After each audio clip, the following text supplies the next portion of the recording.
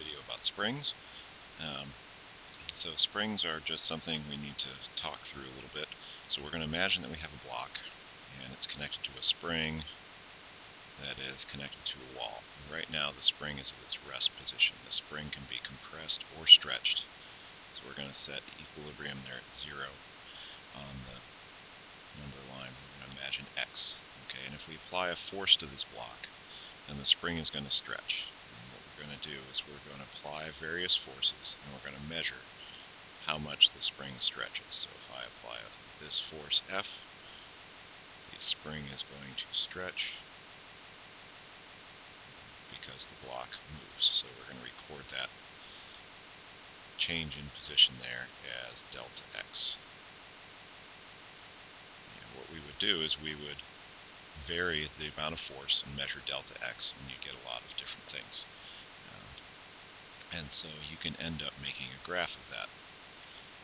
When you make a graph of that, of F versus delta x, what you find out is that for springs, they end up behaving in a linear fashion.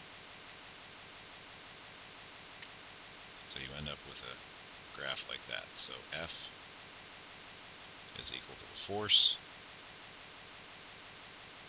That's going to be in newtons, of course. We know that delta x is going to equal the stretch, or it could be the compression, because we could push the other way, back to the left of equilibrium.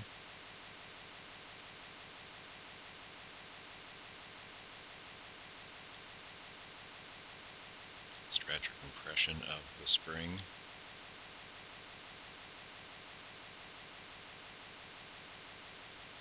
That's going to be in meters. So we have a linear function. It is centered at 0, which makes sense. If there's no force, it's not going to stretch at all, so it goes through there. So we have a slope here, and the slope, of course, we know means something on most of these graphs. So the slope is equal to the change in force over the change in position there. So that would be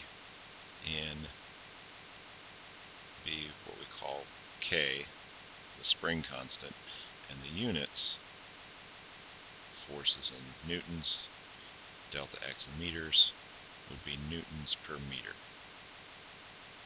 So K is the spring constant.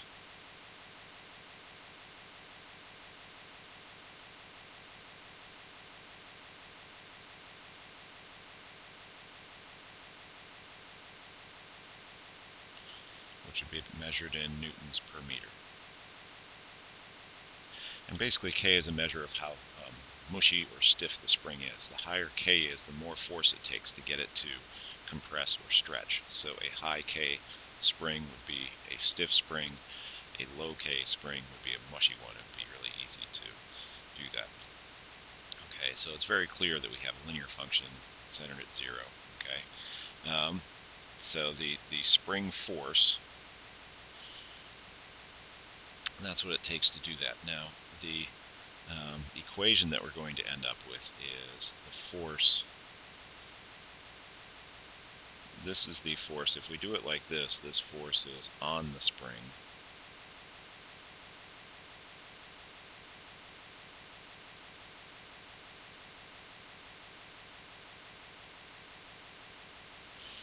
And sometimes we talk about the force by the spring. So we want to talk about the force by the spring on the block. And if you think about it, that is always going to be opposite the displacement.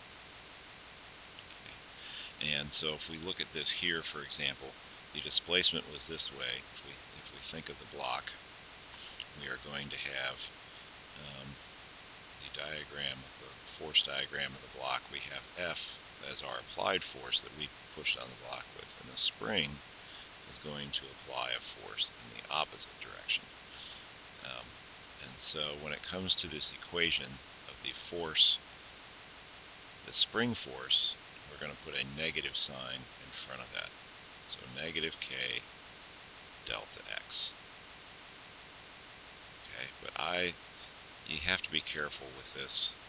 A lot of times we just talk about the magnitude of the force, and the negative sign is telling you about the direction. So basically you have to read the problem carefully and just use common sense about whether you need that negative sign there or not. Now for work done by the spring, as we've learned already, if I have a force versus displacement diagram graph, that the work is equal to the area.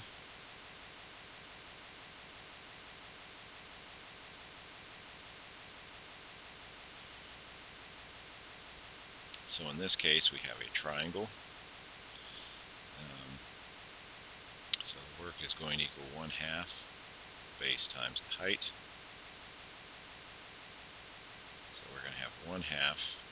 The base is going to be delta x, and the height f is a function of that. But if we look at that, we can substitute this equation in, and you get the work is equal to 1/2 delta x is the base, and this is what I was talking about with the sign and everything. So in this graph it's very clear that the force is positive, so we're just going to use k times delta x. So I'm substituting k times delta x in for f, and we get the work is equal to 1/2 k delta x squared.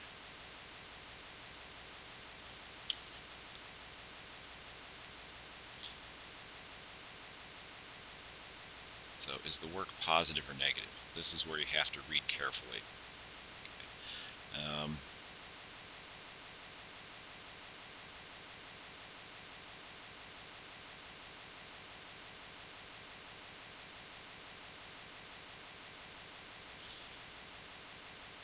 You have to read about what the work is done on, whether they're talking about the work done on the block by the force. So if we are talking about the work on the block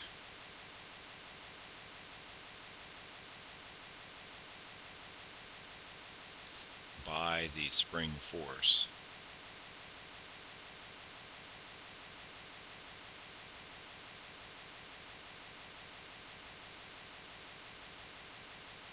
on the block by the spring force,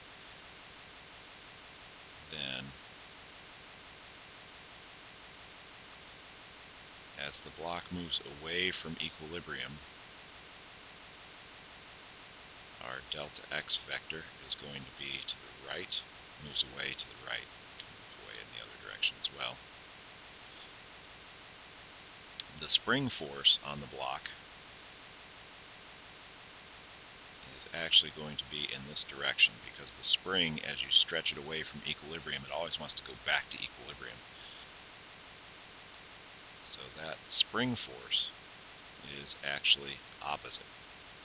So in this case, the work is negative. That would be the work done on the block by the spring force. The work would be negative because it's in the direction opposite of the displacement. If we have the opposite where we compress it,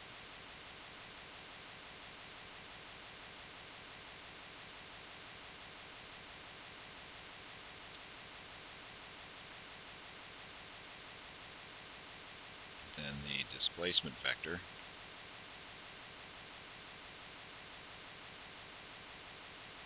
would be to the left, but as we compress it, the spring force would actually be pushing to the right on the block. So again, the work is negative.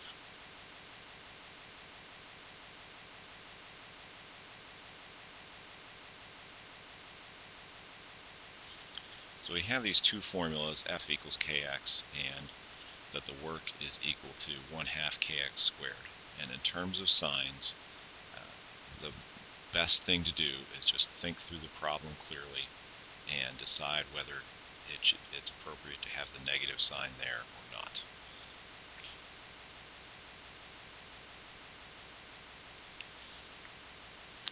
There's one more thing I want to talk about here, um, and that is power. Okay, so if you imagine two people in the weight room, they're doing bench press, and they're bench pressing 100 kilograms. That's 220 pounds. That's what I do on a regular basis. But one person can do that very easily. They may take a second to lift that weight up, but another person, it might take 10 seconds to do that. They both do the same amount of work but the difference is the amount of time, or the rate at which work is done.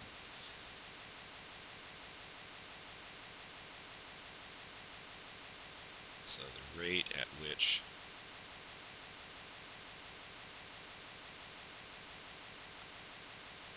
work is done is different, and that rate at which work is done is called power. So a more powerful person can do the work in a shorter amount of time. If you have a car, the more powerful engine can get your car up to 60 miles per hour faster than the less powerful engine. It's the same amount of work in either case, but it's the time factor in there. So if we put this in a formula, um, P equals power. That's equal to the amount of work done. We often use delta W, and over the time interval. So that is power, and this would actually be average power.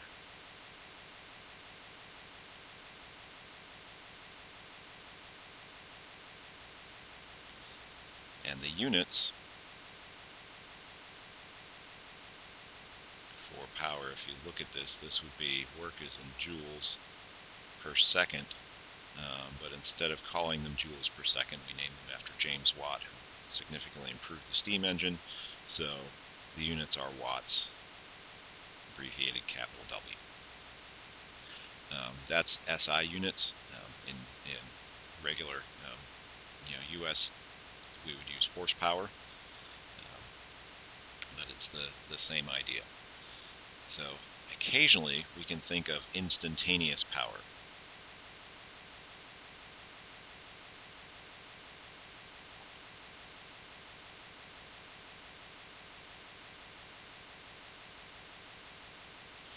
If we are looking at instantaneous power, instead of an average, that means the work can be a function of time. And if we think of instantaneous velocity or instantaneous acceleration, that's the slope of the line, which is equal to a derivative. So if we're talking about the instantaneous version, what we see is that we can write this in the calculus form. It's the derivative of the work with respect to time.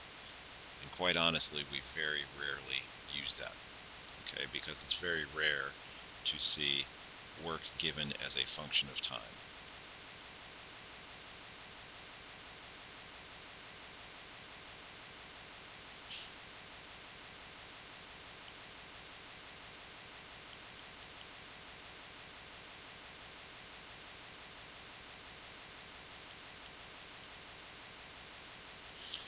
But what I will say is this does lead to one other pretty useful equation.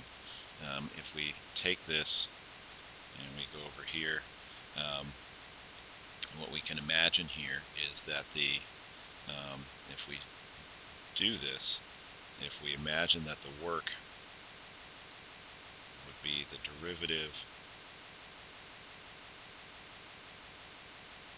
if we think of work as being force times displacement, okay, if we have a constant force, then that derivative basically just turns out to be F constant out front times the derivative of position with respect to time. I'm getting a little sloppy with the deltas there, just trust me on this. So that equals force times velocity. So if you have a car traveling down the road and they want to know what the instantaneous power of the engine is. Sometimes they'll say, oh, this force is acting and it's traveling at this speed. What's the instantaneous power? That's what you're going to use. So this equation is relatively useful. Okay, and that can also be thought of as a dot product if you want to look at it that way. There's one last thing on the formula sheet, just to show you. Okay, work and energy are related. They have the same units and so on. So the formula sheet doesn't describe power as the rate at which work was done. It describes power as the rate at which energy is used or changes. So they use the form dE dt, which again is not all that useful, honestly. But that's why they put that there. All right, thank you very much.